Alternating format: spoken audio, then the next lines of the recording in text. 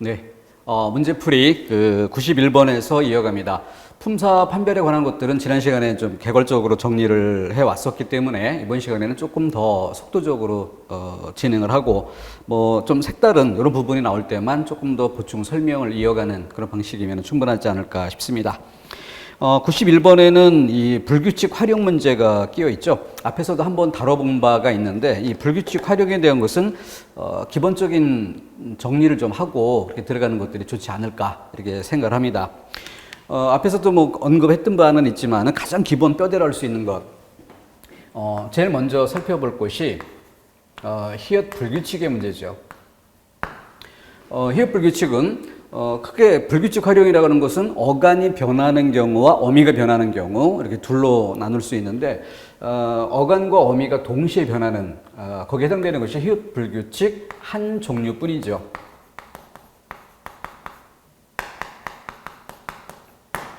자, 그렇기 때문에 이것은 색깔을 나타내는 내용상 색깔을 나타내는 그리고 형태적인 면에서는 히읗 받침을 가진 말 이렇게 한 종류로 암기하듯 처리하는 게 좋죠. 그래서 1순위로 먼저 제거하고 그래서 노랗다, 빨갛다, 파랗다 이런 것들이 노래, 빨개 이렇게 변하면 앞쪽에서는 히읗이 탈락하는 어간 쪽의 변화의 모습을 보여주고요. 그리고 어미 쪽에는 어가 결합됐음에도 그 형태는 애로 변화되기 때문에 어간도 변하고 어미도 변하고 양쪽이 변한 형태인데 단어가 하나는 아니지만은 종류 면에서는 한 종류, 히읗 불규칙이라는 한 종류뿐입니다. 제일 먼저 정리해내고요. 그 다음 불규칙 활용에서 가장 기본이 되는 양축, 이걸 정리하는 것이 르 불규칙과 그리고 러 불규칙이죠. 이 둘을 대조적으로 정리해 보기 위해서 견주는 면에서도 예시 단어도 좀 통일된 형태를 써주는 게 좋을 듯 합니다. 그래서 먼저 시간적인 면에서 이르다 여기에 어를 결합시켜 보는 것이고 또 러불규칙의 경우 뭐 장소라고 해도 되겠고 도착이라는 의미 그래서 여기에도 이르다이고 여기에도 이르다이지만 시간상 이르다와 장소, 도착하다의 뜻으로 이르다라는 것은 동음 이의어죠. 단어 형태는 같지만 그 뜻은 다른, 내용이 다른 두 단어입니다. 똑같이 어를 붙여보고요. 자, 그랬을 때 결합된 모습이 여기에서는 일이라는 형태로 바뀌게 되는 것이고 자, 그러니까 시간상 일러. 그런데 시간이 아니라 장소라는 면에서 도착하다 이런 뜻으로는 러가 되는 것이죠. 자, 그랬을 때 여기에서는 용언이 어간 기본형에서 이르다라는 형태가 변화 없이 그대로 사용되고 있죠. 그러니까 어간의 변화는 없이 어미의 변화 여기에 주목하게 되는 것이고 이때 이름 정하기 어간이 변화할 때는 본 모습에서 변화된 모습까지 변화하는 부분 이르에서 일 이렇게 변화되는 과정에서는 의가 탈락하고 남아있던 초성은 앞말의 받침으로 이동하는 그래서 이렇게 변화해가는 과정 여기서 달라진 부분은 르가 달라지는 것이죠. 은은 탈락했고 리을은 앞말의 받침으로 당겨졌고 그렇기 때문에 어미 쪽의 리을 이것은 앞에 것의 변화가 이루어진 뒤 우문 현상으로서의 변화 이렇게 설명되는 것이죠. 그러니까 이건 우문 현상으로 설명되는 것이니까 어미 쪽은 고려하지 않고 어간 쪽의 변화에만 주목해서 이름 정하기 바로 르 불규칙 이렇게 이름을 정하게 되는 것이죠. 어간 쪽이 변화될 때는 다시 한번 본 모습에서 활용이 될 때 변화된 부분, 본 모습에서 변화될 때 변화되는 부분, 그 부분이 이름이다. 그런데 어미 쪽이 변화될 때는 어간의 변화는 없고 어미만 변화하는데 본 모습에서 달라지는 부분, 이것만 따지는 것이 아니라 변화된 결과 그 전체의 모습이 곧 이름이 되는 것이죠. 그렇기 때문에 러 불규칙이 되는 것입니다. 자, 이렇게 이르다라는 같은 형태의 단어를 예로 들어서 이름 정하기까지 그 변화의 과정까지를 한눈에 정리를 해볼 수가 있습니다. 제일 먼저 희읍불규칙 정리하고요. 어간과 어미가 동시에 변하는 것, 그리고 한 종류뿐이니까 암기로 처리하고, 그 다음 중점적으로 살펴봐야 될 두 요소 르불규칙, 러불규칙이죠. 그래서 둘을 대조해서 정리해주면 좋을 듯 합니다. 자, 그래서 이와 같은 내용을 적용해 볼 때 1번 선택지에서 앞에서도 한번 언급했던 바 있죠. 이 항목을 정리하는 과정에서 수험생들이 많이 혼동하는 단어가 누르다라는 단어인데, 이 누르다라는 단어가 그 손으로 누르다 이런 뜻으로 나타날 때는 눌러가 되죠. 그런데 지금 여기서는 나뭇잎이 누르니 이렇게 표현되어 있어요. 즉 색을 나타내는 경우, 앞에서는 그와 같은 혼동을 막아주기 위해서 노르다라는 단어를 썼던 그런 출제를 살펴본 바 있었습니다. 자, 여기서는 누르다라고 수험생들이 많이 혼동해하는 이런 단어를 사용하고 있는데, 문맥상 앞에 나뭇잎이라는 단어가 노출되어 있기 때문에 색을 나타내는 경우, 그래서 누르러, 러불규칙에 해당된다는 것을 확인해 볼 수 있고, 두 번째 문장이 오르다, 올라 해서 르불규칙, 어간의 변화가 생기는 경우가 되는 것이죠. 차이가 있다 이렇게 볼 수 있고, 또 2번 선택지 목적지에 이르다 여기 해당되는 단어를 사용하고 있죠. 그래서 여기 선택지에 주어진 자료를 보더라도 이것이 단지 학습을 위한 대표 예시 단어일 뿐만이 아니라 출제에 있어서도 가장 기본적으로 활용되기 좋은 이런 단어임을 알 수 있습니다. 자, 여기도 역시 2번 선택지 역시 러불규칙, 르불규칙으로 섞인 이런 양상을 보여주고 있고요. 세 번째 선택지 주먹을 휘두르다 해서 휘둘러 할 때 앞에 어간의 변화가 생기는 걸 볼 수 있죠. 르불규칙이 되는 것이고, 머리를 짧게 잘라라고 할 때도 역시 어간의 변화가 생기는 것을 볼 수 있다. 자, 그래서 제일 먼저 희읍불규칙을 보는 이유가 뭘까요? 한 종류이기 때문에 암기로 처리하는 것도 뭐 쉬운 방법이기 때문이기도 하지만, 자, 이와 같은 경우 이거는 헷갈리질 않아요. 이거는 어간의 변화가 없고 어간이 그대로 유지된 상태에서 어미만 변화됐기 때문에 아주 쉽게 정리가 됩니다. 문제는 르불규칙이 문제가 되는데, 겉모습만 보면 어때요? 이르다가 이렇게 변했을 때 어간 쪽에도 변화된 것으로 보이고, 어를 붙였는데 러로 바뀌었어요. 그렇기 때문에 어미도 변했다, 어간도 변하고 어미도 변했다, 이렇게 착각할 수 있다는 거죠.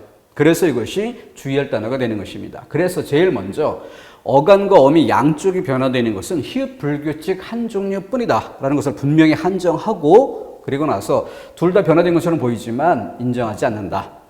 어간의 변화만 인정하고 어미의 모습은 우문 현상으로 설명되는 영역이다. 이렇게 정리해 주면 좋겠습니다. 자, 그래서 이것으로 불규칙 활용에 대해서, 그리고 또 이름을 정하는 과정까지 이렇게 정리를 해주시면 좋겠습니다. 이것을 이름을 정하는 방법을 알고, 어간이 변할 때 이름 정하는 방법, 어미가 변할 때 이름을 정하는 방법, 이 방법적으로 정리를 해두면 예시 단어를 전혀 암기하지 않고도 처리가 될 수 있어요.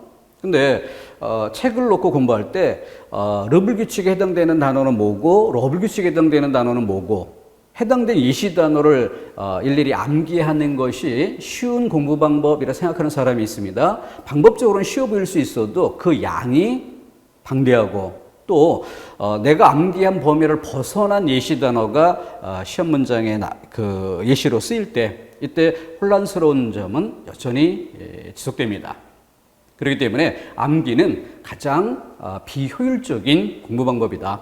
이것저것 아무것도 할 수 없을 때, 어쩔 수 없을 때 암기를 처리를 해야 되는 것인데, 방법적으로 처리하면 쉽고 간단하게 시간상 짧은 시간에 마스터할 수 있는 이런 길이 있는데도 불구하고 이걸 방치하고 암기한다는 것, 매우 비생산적인 방식입니다. 자, 세 가지 뼈대 다시 한번 강조드립니다. 다음 문제 넘어가겠습니다. 92번 문제는 보기에 여러 설명들이, 예문들이 나오고 있죠. 그리고 여기에 밑줄 친 부분, 특정 지점이 한정되어 있고, 그리고 각각에 대한 평가를 서술형으로 선택지에 제시하고 있습니다. 기억에서 기르는 것에 밑줄 치고 있고, 니은의 할, 따름, 기억, 니은, 디귿, 리을 모두 의존 명사. 의존 명사인지는 어떻게 분간합니까? 바로 앞에 용언의 관형사형 뒤에 의존 명사. 의존 명사가 용언의 관형사형이 아닌 경우도 있죠. 단위성 의존 명사 이런 것들도 있고 그래서 여러 종류가 있는데 우리가 공부하면서 제일 쉽게 공감할 수 있는 것이 용언의 관형사형 그 꾸밈을 받는 관형사형의 꾸밈을 받는 자리에 의존 명사가 쓰이는 이런 것들로서 지금 이 경찰직 시험답게 아주 낮은 수준에서 잘 예시를 가져오고 있다 이렇게 볼 수 있습니다. 경찰 시험 같은 경우에는 이것처럼 난이도가 좀 낮고 기본적인 이런 사항을 출제하는 것이 일반적입니다. 그런데 조금 비판적인 시각에서 지적을 해본다면은 경찰직 시험의 그 출제위원들은 난이도 조절이란 부분에 조금 취약한 이런 면이 있습니다. 그래서 국가직 7급, 9급 이런 시험들을 보거나 또는 서울시를 보게 되면 어떻게 난이도를 높이고 낮추는지 조절하는지 이런 것들이 아주 명확하게 보입니다. 해당된 분야의 전문가들 집단이 그 문제를 생산하는 것이기 때문에 그런 것들에 대한 고려가 충분하다는 거죠. 그런데 경찰직 시험의 경우에는 좀 그런 면들이 적어서 일부분 굉장히 심도 있게 공부를 해야 하는 것처럼 보이는 이런 문제들도 간혹 만나볼 수 있게 됩니다. 근데 이런 것들은 그냥 흔한 말로 그 수험생들 사이에서 흔히 쓰는 말 있죠. 만점 배제형 문제다. 이렇게 돌려놓고 쓸데없이 학습의 수준을 높이거나 또 범위를 확대하거나 그럴 필요는 없다라는 거죠. 그래서 모든 문제를 다 맞추려 하지 말고 내 목표 점수가 몇 점인가에 맞춰서 필요한 지점까지 기본 사항만 꼼꼼히 점검해 두는 것으로 시간 대비 점수 관리 여기에 고려가 된다면 충분히 효율성 있게 준비할 수 있지 않을까 싶습니다. 자, 다시 문제로 돌아가서 의존명사 4개의 문장이 제시가 되어 있고요. 선택지 들어갑니다. 1번 명사를 대신하여 대상을 가리키는 말이다. 명사를 대신하다. 이 설명 그대로 뭐예요? 대명사죠. 대명사 할 때 앞에 대는 대신하다. 뒤에 나오는 명사를 대신하다. 다음 두 번째, 사용 범위에 따라 고유명사와 보통명사로 나뉜다. 고유명사, 보통명사 이런 것들은 기본적으로 자립명사, 이 명사의 그 범위를 자립명사와 비자립명사, 자립할 수 없는 이런 뜻으로 의존명사로 나눈다면 지금 문제는 의존명사 영역을 예로 들고 있는데 이 의존명사 영역이 아니라 다른 영역, 자립명사 영역을 세부적으로 나눠 설명하고 있다. 그래서 답이 될 수 없다. 세 번째, 사물의 수량을 가리키는 양수사와 순서를 가리키는 서수사로 나뉜다. 쓰인 것 그대로 양의 문제를 다루고 순서를 다루는 이런 경우로서 설명의 내용이 여기 있고요. 그러면서 결국 귀결점은 뭐예요? 수사 이렇게 이야기하는 것이니까 품사는 명확하게 수사라고 노출해 주고 있는 것이죠. 역시 답이 될 수 없는 것이고 그래서 선택지 내용에서도 설명상 크게 혼란하거나 기본 범위를 벗어나는 이런 설명이 있다고 보기는 어렵습니다. 난이도는 중하 정도로 잡아볼 수 있겠죠. 다음 93번 문제. 밑줄진 단어의 품사가 나머지 셋과 다른 그래서 일단 뭐 3번 선택지에 꽃나무를 잘 키우신다라고 할 때 동사가 되는 지점을 좀 가장 쉽게 구별해 볼 수 있는 이런 예문이고요. 이것이 7급 시험답게 나머지 예문을 보면 간단치 않은 지점들을 좀 포함하고 있습니다. 자, 3번만 쉽고 나머지 1, 2, 4번 조금 신경 써볼 만한 부분인데 그중 4번에 늙다. 이것은 나이가 들어가면서 몸도 상태에 변화가 생기는 그 과정을 주목하게 되죠. 그래서 앞에서도 한번 설명했던 바 있으니까 늙다는 챙겨서 암기해 둘 만한 이런 단어다라고 잡아도 좋겠습니다. 2번에 날이 밝으면 자, 우리가 불 켜는 걸 예로 들어 설명했던 바 있죠. 문을 열고 불을 딱 켰을 때, 스위치를 켰을 때 그때의 상태. 그런데 물론 전구의 종류도 다양하니까 종류도 동그라미로 이렇게 동그라미가 아니라 이렇게 회전 방향으로 돌리는 그런 것도 있죠. 그래서 돌리는 정도에 따라서 예를 들어 전구를 세밀하게 10개로 나눈다면은 그 중에 하나가 켜지고 2개가 켜지고 3개가 켜지는 것처럼 점점점 밝아지는 이런 것들도 있긴 하지만 보편적인 면에서 스위치를 켜면 한 번에 밝은 상태가 되는 그래서 밝아 있는 결과적인 그 모습, 이걸 나타내주는 이런 경우들이 기본입니다. 자, 그런데 2번 선택지 보면 곧 날이 밝으면, 그래서 앞에 문맥상 이 밝다라는 단어만 놓고 볼 것이 아니라 날이 밝다라고 해서 밝아 오다죠. 어둠의 상태에서 밝음의 상태로 변화하다, 이걸 나타내는 것이죠. 바로 이런 내용들을 담고 있었기 때문에 수험생들이 좀 부담을 느꼈던 그런 문제입니다. 그래서 다른 국어 문제라든가 다른 문제들에 쓰였던 예시 단어들, 이런 것들과 견주어서 어떤 차이점이 있는가, 신경 쓸 만한 단어에 무엇이 있는가 하는 것을 챙겨보도록 해야 되겠습니다. 자, 그 정도가 좀 주의할 만한 지점이었고요. 다음 94번은 뭐 예전에도 출제가 된 바 있고 해서 난이도가 좀 하 정도로 평가될 수 있는, 자, 이번에 활용된 결과의 모습으로 그래서 국수가 불은이라는 형태로 제시가 되어 있는데 기본형은 붓다, 디귿 받침으로 표기되어야 하는 단어죠. 그래서 여기서 그 기본형과 활용형 이 관계에서 형태 변화에 가장 주의할 몇 가지가 있는 대표적인 것으로 꼽을 것이 바로 요 디귿. 자, 그러면은 불규칙 활용이라는 지점에서 볼 때 디귿이 리을로 바뀌는 이런 경우는 기본형이 붓다이니까 기본형의 영혼의 어간 쪽에서 바뀌는 것이고, 그때는 본 모습에서 결과로 달라진 부분이라고 했어요. 달라진 부분. 그러니까 붓다라고 할 때 디귿 받침을 쓰는 이런 단어인데 불어에서 이렇게 달라졌다면 디귿이 리을로 바뀌었다. 이 지점에 포인트를 두고 그때 본 모습에서 달라진 부분이라고 했어요. 그러니까 디귿, 이걸 뽑아낼 수 있고, 그렇게 디귿 불규칙이라고 이름을 정할 수 있게 되는 거죠. 그것까지 정리하는데도 뭐 큰 어려움이 없습니다. 또 앞에 지나갈 때 다뤘지만 여기서 같은 맥락에서 가장 주의할 만한 단어로 꼽았던 게 뭐가 있어요? 바로 시옷 불규칙, 비읍 불규칙. 시옷 같은 경우는 어떻게 돼요? 이건 고주문법으로 설명을 했었죠. 그래서 변화 과정에서 유성과 유성음 사이에서 본래 무성음이었던 시옷이 유성음으로, 즉 반치음으로 바뀌었다가 탈락하는 이런 과정을 거치게 되는 것이고, 비읍의 경우는 어땠습니까?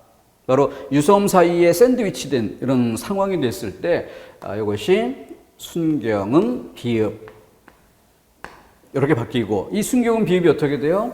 바로 오로 바뀌거나 우로 바뀌거나 탈락하거나 세 가지 변화 양상이 있죠. 그래서 아주 특이하게 비읍이 오우로, 다시 이야기하면 자음이 모음으로 이렇게 바뀌는 아주 독특한 영역이기 때문에 반드시 챙겨야 할 것으로 지적을 해드린 바 있습니다. 묶어서 이렇게 처리해 주면 좋겠습니다. 다음 95번 문제. 제일 쉽게 구별해 볼 만한 것은 니은 정도이고, 그래서 니은에 찍다, 그래서 동사가 분명한 이런 단어를 제일 먼저 꼽을 만하고요. 기억 같은 경우는 어떻게 구별해야 될까요? 흐드러지게라고 한 것을 앞에서 살펴봤었던 93번에서 살펴봤었던 뭐 밝다 이런 단어하고 견주어 보면 좋을 것 같아요. 이미 어두운 상태에 대비해서 밝아 있는 결과적인 그 상태만을 나타내는 경우와 그것이 아니라 어둠에서 밝음으로 상태가 변화하는 이 과정에 초점을 두는 이 경우가 차이가 있죠. 그런 것처럼 개나리 꽃이 흐드러지게 핀 교정이라 할 때 흐드러지게, 이것은 스위치를 켰을 때처럼 이미 흐드러진, 이미 전등이 켜져서 밝은 그 상태와 견줄 수 있죠.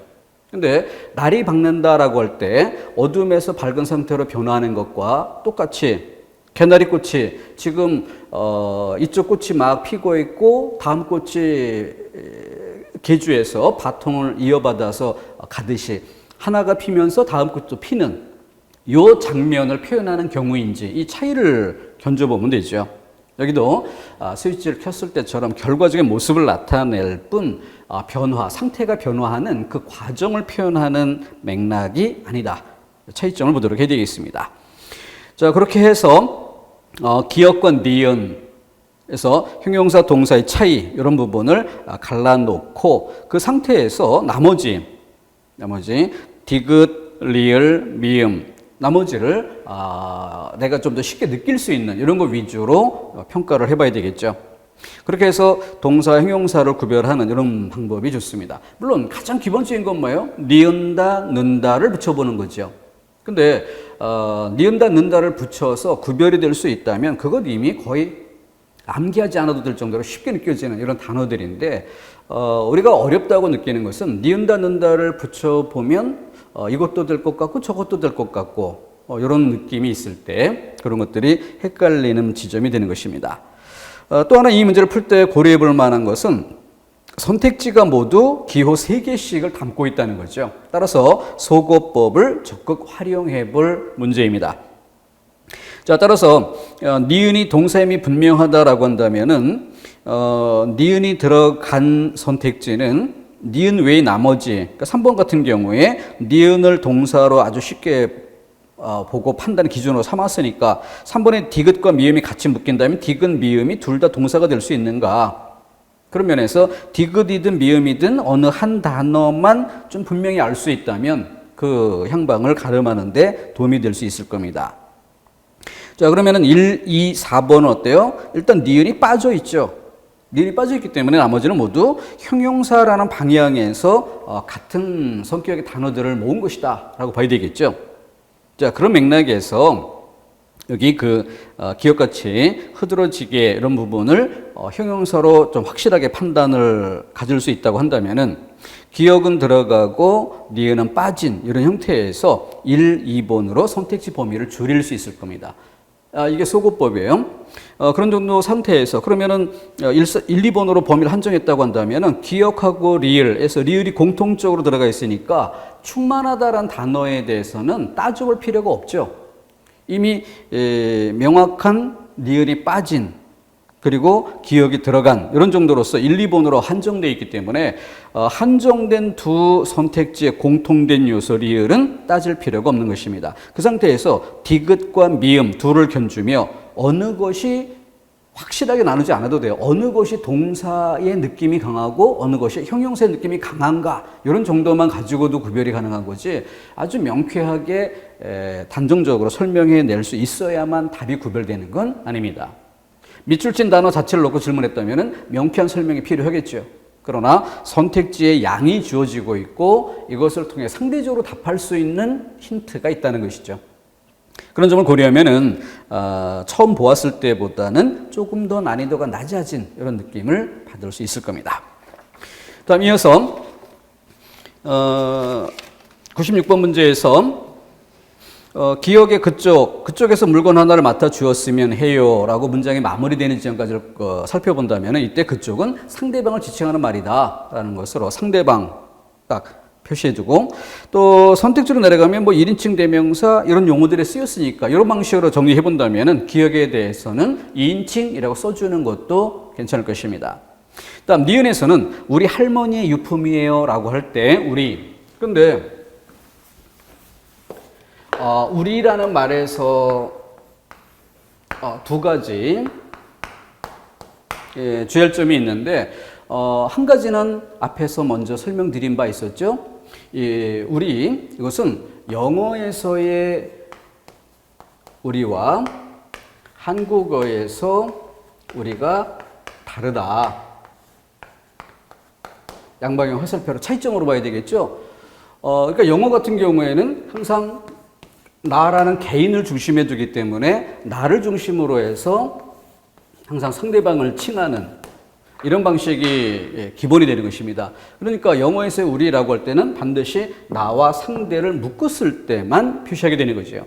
근데 한국어에서 우리는 뭐라고 했어요? 바로 공동체 문화를 좀 더 중시하는 이런 문화권에서 항상 판단의 기준을 나를 기준에 두고 너라고 따지는 것이 아니라 나와 너가 묶인 공동체를 판단의 기준으로 삼고 그 중에서 너 이렇게 되는 거죠.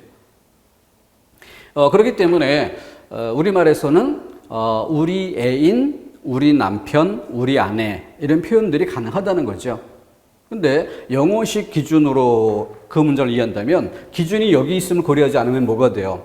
우리 아내, 우리 남편 이렇게 얘기하면 당신은 아내나 남편을 다른 사람과 공유합니까? 이런 식으로 되면 그러니까 영어식 잣대로 우리말을 지적하는, 뭔가 좀 척하려고 하는 이런 경우에 이런 일이 벌어질 수 있죠. 그래서 영어가 세계 공용어화되는 그런 추세는 인정하지만 영어가 모든 것의 기준이 되는 것은 아니죠. 자, 또 하나 우리에서 살펴야 될 또 하나는 청자 포함의 우리인지 청자 배제의 우리인지. 우리 먼저 퇴근할게 이렇게 말할 때는 어때요? 그 말을 듣는 상대방은 배제된 상태죠. 그죠? 그리고 예를 들어 김 직원이 상대방이라고 한다면 나는 박 직원이다. 그러면은 우리 먼저 퇴근할게 라고 할 때는 김 직원을 배제하고 박 직원과 뭐 최 직원이 먼저 간다든가 이런 상황이 되는 거죠. 근데 우리 영화 볼까? 이렇게 이야기할 때는 어때요? 그때는 말 듣는 상대방에게 같이 하자라는 걸 제안하는 것이죠. 이때는 청자를 포함하는 경우가 되는 것이죠. 자, 그런 것들이 니은에서 고려될 만한데, 우리 할머니 유품이에요 라고 할 때는 또 다른 제3자, 나의 형제, 자매 등을 포함하는 그런 것일 수는 있지만, 이때 우리는 상대방, 적어도 2인칭인 상대방은 포함하지 않고 있는 경우. 다음 디귿의 저, 1인칭 분명하고요. 자, 따라서 1번 선택지에 기억과 디귿은 1인칭 대명사라고 했는데 디귿은 맞지만 기억은 아니다라는 점에서 틀리는 이런 내용이고, 2번 니은은 디귿과 리을을 아우르는 말이다 라고 했는데 니은의 우리 그러면은 1인칭이었던 디귿 저 나, 하지만 이것은 나의 형제 자매 또 다른 사람은 포함할 수 있지만 거기에 할머니를 포함하는 것은 아닌 것이죠. 그래서 리을이 포함될 수는 없다는 점에서 2번이 틀린 것. 그리고 리을을 시오드로 당신이라 표현하는 것. 그러니까 3인칭, 제기칭.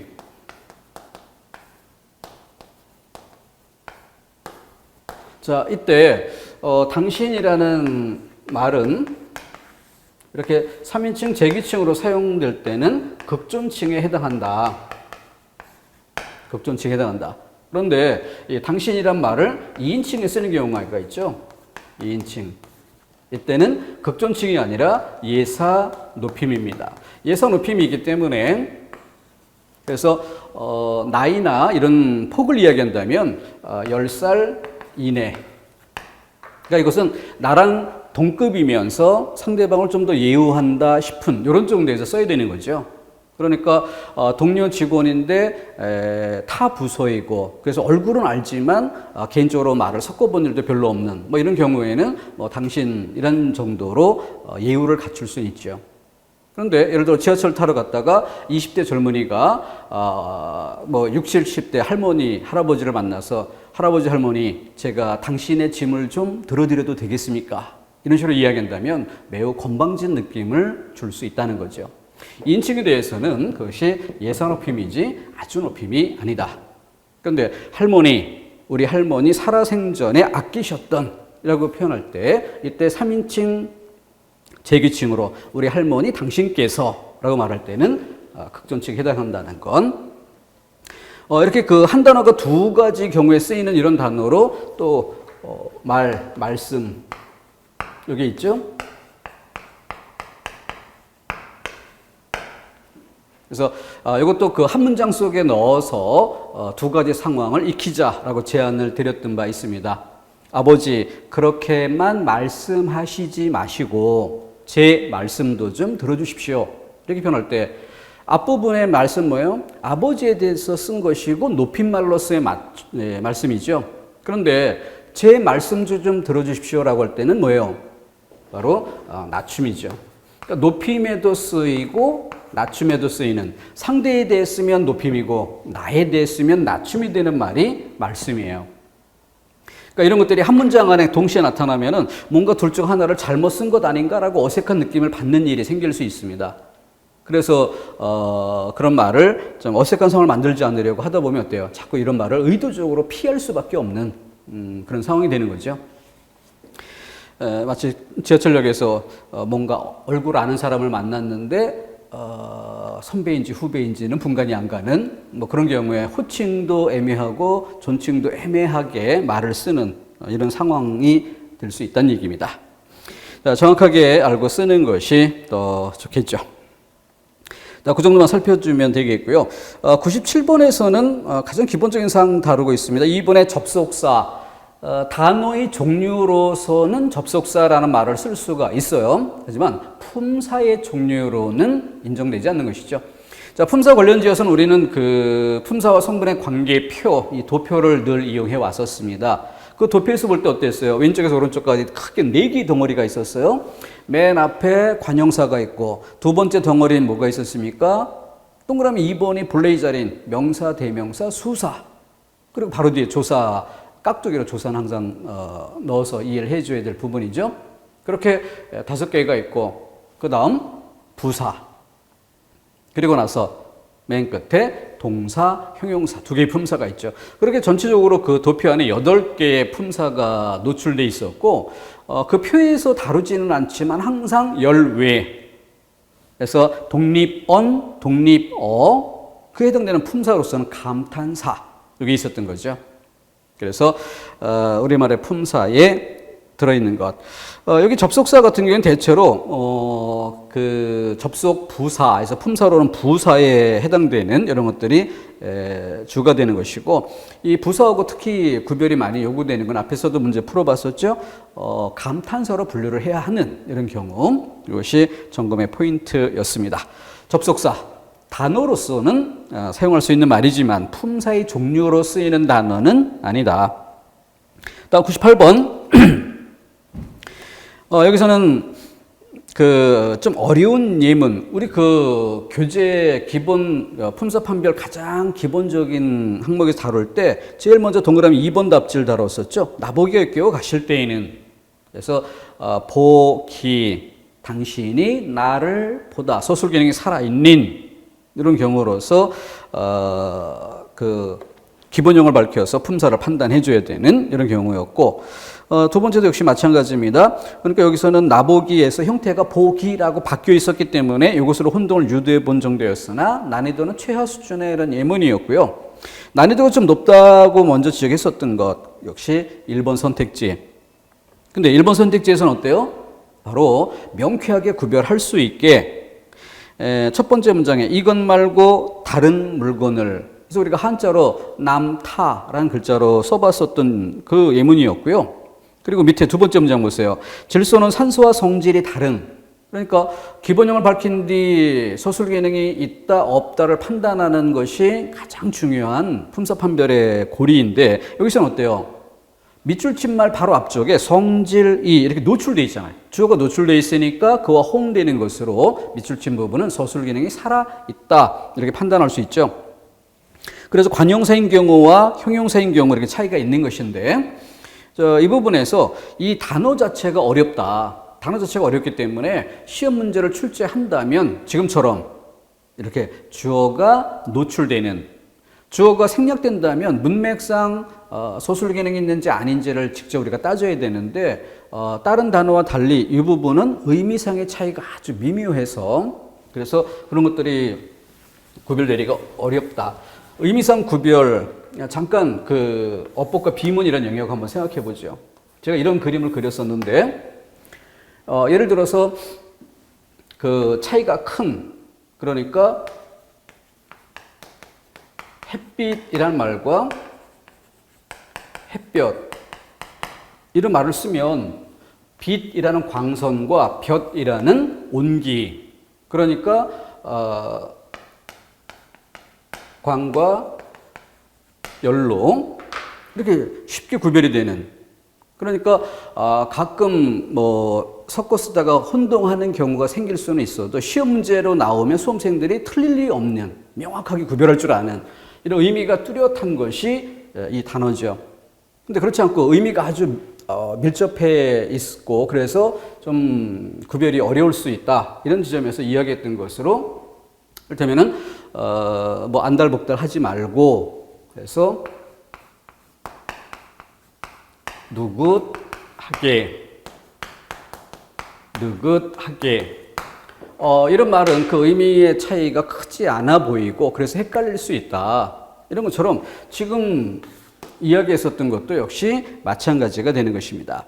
그래서 다르다.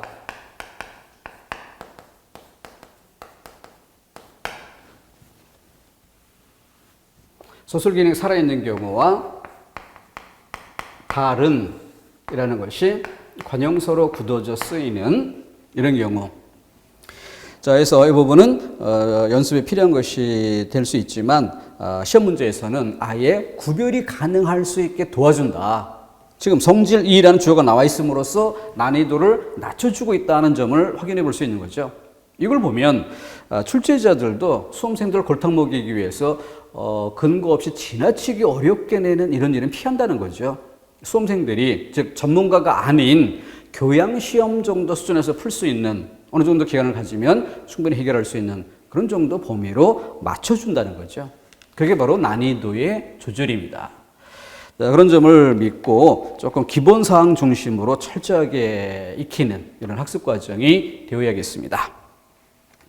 자, 그런 정도에서 1, 2번 정도 주목해 보면은 나머지는 뭐 큰 어려움 없이 풀어갈 수 있을 겁니다. 3번 사과는 크고 빨개서라고 할 때와 아이가 크면서 분명히 의미가 다르다는 점이 대비가 되죠. 아이가 큰다는 건 뭐예요? 성장이라는 과정을 말하는 거죠. 근데 사과가 크고 빨개서라는 건 이미 완성된 결과물로서의 크기, 이걸 나타내 주는 것으로 의미의 차이가 있다는 것을 볼 수 있습니다. 4번에는 적자가 붙은 말의 품사 판별 문제, 그 뒤에 말과의 호응 관계, 용언 앞에서 꾸미는 부사인지 아니면 체언 앞에 쓰이는 관용사인지 또는 적자 뒤에 인이 붙어서 소술격 조사 이다 관용사 용어미 니은 이런 구조로 판단해서 적 자체는 명사로 판단되는 이런 경우 세 가지 경우 잘 대비해 보도록 해야 되겠습니다. 이 정도. 다음 99번 문제 품사가 서로 같은 그래서 1번 선택제는 진짜 아팠어 다른 말에 꾸밈 없이 다른 말에 어떤 도움 없이 바로 용어를 꾸미는 구조와 니은에는 진짜 뒤에 처럼이라는 조사가 덧붙는 것으로 차이가 있고 2번 이성적이란 말에 아무것도 없이 동물을 꾸미죠. 그리고 이성적 의로 뒤에 조사가 붙는 것으로 관용사와 명사의 쓰임의 차이 잘 보여줍니다. 그러고 보니 앞에 건 7급이고 이거는 9급이네요. 그만큼 직급에 따라서 난이도의 차이가 어떻게 다른가 하는 것도 여실히 견주어 볼 수가 있겠습니다. 그 정도. 또 그런 정도에서 그 4번 나는 너와 다른 나는 너와 다르다. 서술 기능이 살아있느냐 아니냐 이걸 판단하는 게 1차적인 작업이 돼야 되겠죠. 니은의 경우에 너는 하루가 다르게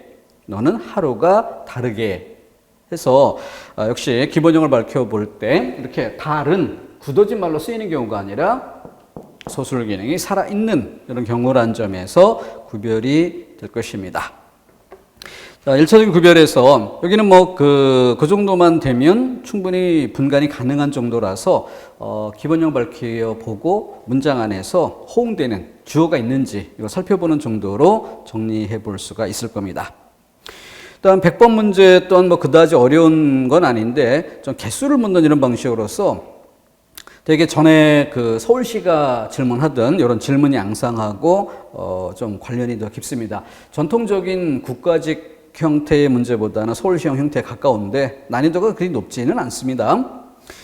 지금 1번 선택지 같은 경우 타율 그리고 독보적 여기까지는 아주 쉽게 그리고 뒤에 이제 기록이라는 것까지 쉽게 판단할 수 있을 거고 나머지 하나 타율에 관한 한 해서 의존 명사를 구별해내는 요거 정도가 이 문제의 난이도라 할 수 있겠죠.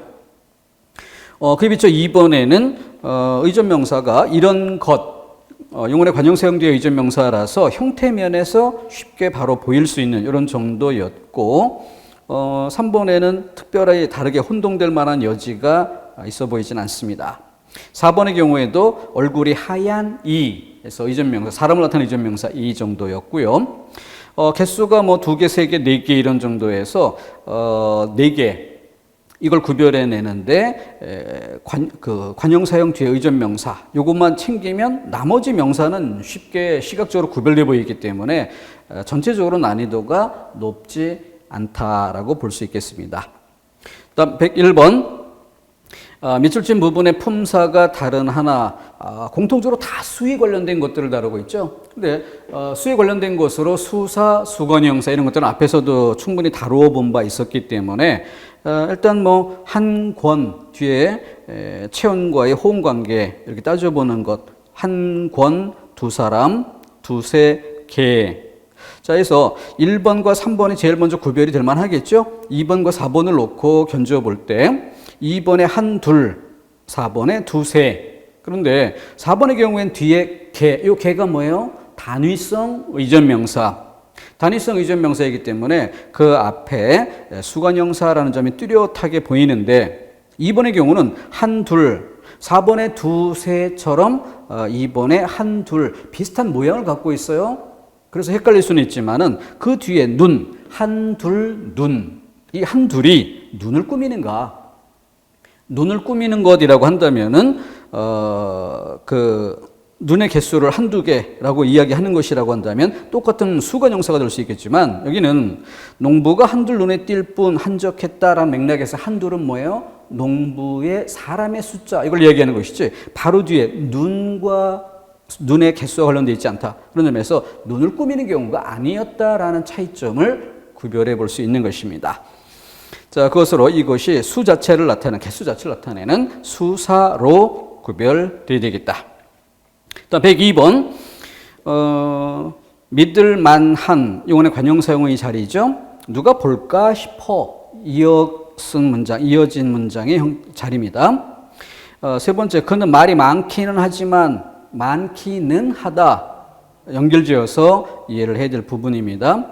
그리고 4번, 그는 이유도 묻지 않고 부탁을 들어주었다. 이유도 묻지 않고 쉼표 찍을 만한 앞뒤로 이어지는 그런 지점이 되는 것이죠. 자, 그 정도로 구별해 놓고 본다면은 일단 기본형을 똑같이 밝혀놓고 만하다, 쉽다, 그리고 하다, 않다. 다음 항상 100% 형용사로 쓰이게 되는 쉽다. 미래에 대한 희망을 나타내는 이런 내용의 단어. 이거 먼저 구별 짓고 나머지 중에서 차이가 있는 것이 뭐냐 하나씩 상대적으로 판정해 가도록 해야 되겠죠. 전체적으로 용언에 관련되어 있었기 때문에 또 모두 소술 기능이 살아있기 때문에 동사, 형용사의 판별 문제라는 점이고 가장 기본적인 니은다, 는다부터 붙여본 뒤 여기서 미미한 차이로 완전히 구별되지 않는 지점이 있을 때 그 점을 최종적인 점검 항목으로 놓고 보면 되겠습니다. 여기 살짝 보완해 줄 만한 항목이 뭐가 있습니까? 부정, 보조, 용언. 부정, 보조, 용언. 이런 경우에는 앞에 보조 용언이니까 본 용언의 품사를 따른다. 그래서 않다, 아니하다.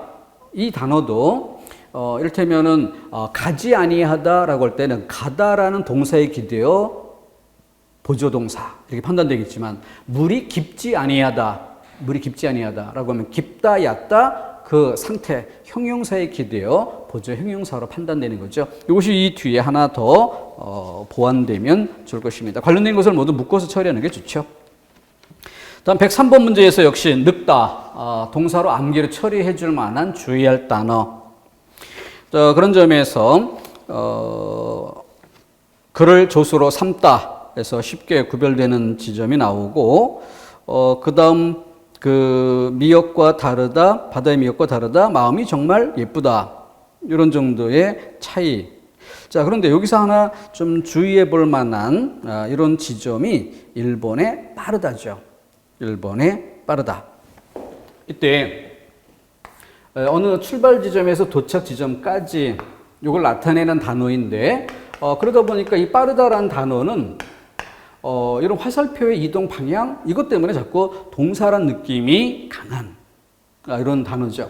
그런데 빠르다, 느리다. 자,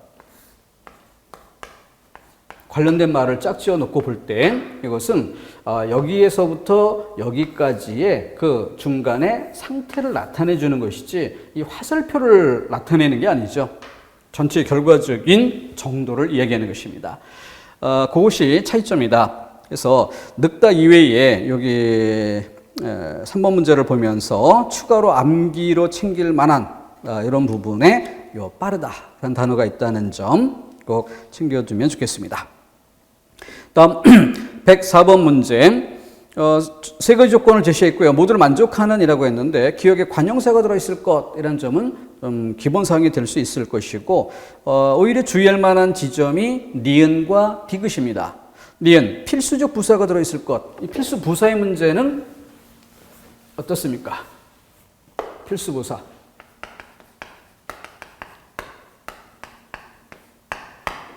자, 이것은 영어로 치자면 불완전 동사에 해당되는 것이고 우리말은 동사와 형용사 모두가 서술 기능을 갖기 때문에 불완전 동사, 불완전 형용사 묶어서 생각해야 될 지점이죠. 영어식으로 볼 때 이렇다는 얘기고요. 그러니까 영어식으로 이야기하면은 이 형식 문장과 오 형식 문장에 해당되는 것이죠. 그러니까 우리말에는 이 형식 문장이 뭐예요? 바로 부사어를 필수 성분으로 요구하는 경우에 불완전 서술어. 그래서 그림을 어떻게 그렸습니까? 주어를 그리고 서술어를 그릴 때 어떻게 그렸어요? 완전 서술어는 이렇게 동그라미로 이렇게 표시해주면 그 자체로 서술이 완료된다는 뜻인데 그것이 아니라 반원으로 그렸든 그러니까 서술어는 서술어인데 얘가 서술어가 되려면 반원만으로는 완전한 서술 기능을 담당을 못하니까 서술 기능을 완전히 담보할 수 있을 만큼 이게 채워져야 된다는 것이죠. 이 빈틈이 채워져야 되는 지점. 그래서 빈 공간을 메꿔 넣다라고 해서 이때 썼던 단어가 바로 보죠. 채워 넣다. 그래서 영어로 치면은 보인데 영어의 보. 근데 우리말에서는 이 보를 다른 말로 설명을 이미 해두고 있기 때문에 그래서 단어 생김새에 기대어서 필수 부사어라는 말로 설명하는 것이다. 자, 다시 한번 점검해 주고요. 다음 디귿, 객체를 높이는 서술어가 들어있을 것. 이 디귿의 문장을 볼 때는 뭐가 돼야 될까요? 가장 기본 님은 이 높임법 문장 나올 때 형님, 아버지께서 할아버지께 용돈을 드리셨습니다. 이 문장 꼭 기억해야 돼요. 거기에서 내가 형에게 이야기하는 것을 말 듣는 상대방을 청자, 상대 그리고 문장 앞에 드리셨습니다라고 할 때 드리다의 주체는 문장 앞에 주어 아버지이고 그리고 드리다 이 주다라는 동작이니까 그 동작이 미치는 상대방 그게 바로 객체죠. 객체. 그렇게 해서 점검해 줄 부분이었습니다. 선택지는 1번 옆에 관용사 세를 찾는 것과 드리다라고 할 때 주다를 높이는 형태, 그래서 할아버지를 높이는, 객체를 높이는 방식. 그리고 필수 부사어, 이 주다형 서술 아닙니까? 그러니까 주다형 서술어는 서술의 성격상 뭐예요? 주는 동작이 있으면 동작이 미치는 상대, 대상이 있어야 비로소 완료가 될 수 있는 것이지 내가 가다, 내가 자다라고 할 때와는 다르죠. 자, 그 부분까지를 넣어서 정리를 해줘야 되겠습니다. 자, 그렇게 니은 디귿, 필수 부사어와 또 객체 높임 두 가지를 한꺼번에 묻는 정도의 의도. 105번 한 문제만 더 하고 끊어가도록 합시다. 서울시 7급이에요. 그래서 기본적으로 난이도가 좀 더 높지 않을까 생각할 수 있는 그런 지점인데 잠이 모자르다, 자금이 부족하다, 날이 밝다, 그리고 돼지가 늘었다. 자, 이때 제일 먼저 쉽게 구별이 될 수 있을 만한 단어가 뭘까요? 아마도 이제는 처음에는 어려울 수 있었지만 이제는 조금 익숙해졌을 만한 지점이 3번이 될 수 있지 않을까요? 왜냐하면 그 전등 켜놓은 문제 얘기했을 때처럼 전등을 켰을 때 이미 밝은 상태 이걸 나타내는 경우와 어둠에서 밝음으로의 변화를 나타내는 이 차이 여기는 문맥상 분명히 드러나 있죠. 새벽이 지나고 날이 밝는다. 그러니까 이 부분은 이미 의미가 잘 구별이 될 수 있을 것입니다. 그 정도. 그러면 그 맥락에서 4번 어떨까요? 돼지가 지금은 10마리로 늘었다. 역시 한 마리, 두 마리, 세 마리 늘어가는 그 과정 이걸 나타내는 지점에서 차이점이 잘 구별이 될 수 있을 거예요. 그 정도의 맥을 잡은 뒤 1, 2번을 판정하는 그래서 기본적인 방법인 니은다, 는다를 결합시켜 본다든가 또 의미상의 구별, 아까 이 그림을 나타냈었던 것처럼 이런 것들이 그 다음 보조적인 틀로서 보충되어 있는 이런 정도에서 문제가 점검돼야 할 듯합니다. 니은다 는다로 판정된다면 가장 쉬운 거죠. 그래서 그것으로 맥이 잡히는 것들을 한 번 연습하고 지우고요. 그리고 그것으로 안 되는, 그래서 두 가지 경우가 다 구별되는 게 필요한 이런 단어들만 따로 모아볼 필요가 있습니다. 그래서 지금 기출문제 쭉 풀면서도 뽑아볼 만한 단어들이 처음에 뭐 늙다 이런 단어부터, 그리고 또 조금 전에 적었었던 빠르다 이런 단어들부터 해서 좀 헷갈릴 수 있는 단어 몇 개를 챙겨서 정리해 준다면 기출문제 수준 안에서도 충분히 진도 완성을 볼 수 있을 것입니다. 자, 끊었다가 다음 시간에 나머지 문제 더 풀어가도록 하겠습니다.